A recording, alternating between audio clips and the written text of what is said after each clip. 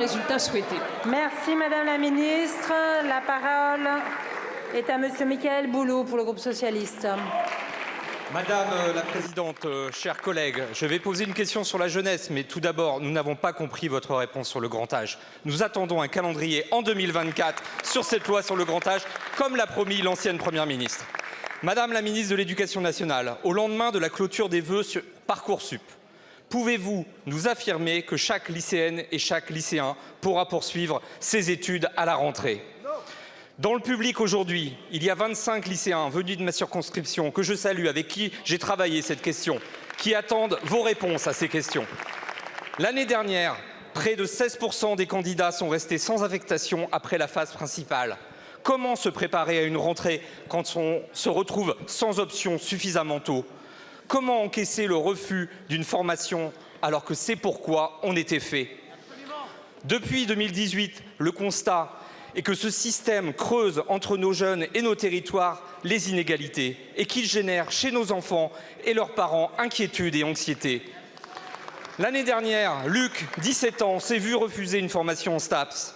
Issu d'une famille endettée et modeste, il n'a pas pu partir en école privée. Il a laissé son rêve derrière lui et s'est mis à travailler.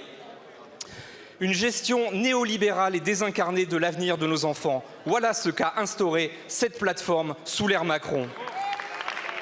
En effet, avec une seule heure par classe consacrée à y voir clair dans les 23 000 formations proposées, comment aiguiller 35 élèves par classe aux ambitions différentes ? J'apporte d'ailleurs mon soutien aux enseignants en grève aujourd'hui, notamment demandant plus de moyens. Quant aux lycéens, ils demandent un système humain et adapté pour choisir leur orientation. Madame la Ministre, quand allez-vous comprendre qu'il y a urgence à replacer l'humain au cœur du processus ? Je vous remercie, Monsieur le député. La parole est à Madame Nicole Belloubet, ministre de l'Éducation nationale et de la jeunesse. Non, Sylvie Retailleau, ministre de l'Enseignement supérieur et de la Recherche. Merci Madame la Présidente. Une ministre pour une autre, mais comme nous travaillons ensemble et qu'il y a l'évolution entre le lycée et l'université, vous comprendrez bien, et l'enseignement supérieur. Monsieur le député, pardon, j'étais de dos, excusez-moi. Monsieur le député, je voudrais vous dire, aujourd'hui sur Parcoursup et surtout dans l'accès à l'enseignement supérieur, chaque année, c'est 148 élèves que nous continuons à suivre à la fin du processus pour effectivement leur proposer des solutions.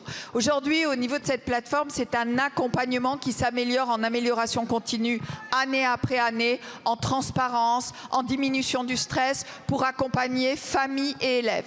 Nous sommes conscients comme vous que cette amélioration doit être encore améliorée et continue. C'est pourquoi nous travaillons avec Nicole Belloubet et l'Éducation nationale à l'orientation de nos élèves, une orientation à partir de la seconde, voire même au collège au niveau des métiers de la seconde, pour effectivement pouvoir les orienter mieux, pour pouvoir leur indiquer effectivement les parcours qu'ils doivent faire et construire avec eux leurs projets professionnels. Croyez-moi, monsieur le député, nous partageons au niveau de l'Éducation nationale et de l'enseignement supérieur la même volonté que vous d'accompagner tous nos élèves, tous nos étudiants vers l'accès à l'enseignement supérieur et vers la réussite. Et nous y travaillerons, et avec vous si vous le voulez bien. Je vous remercie.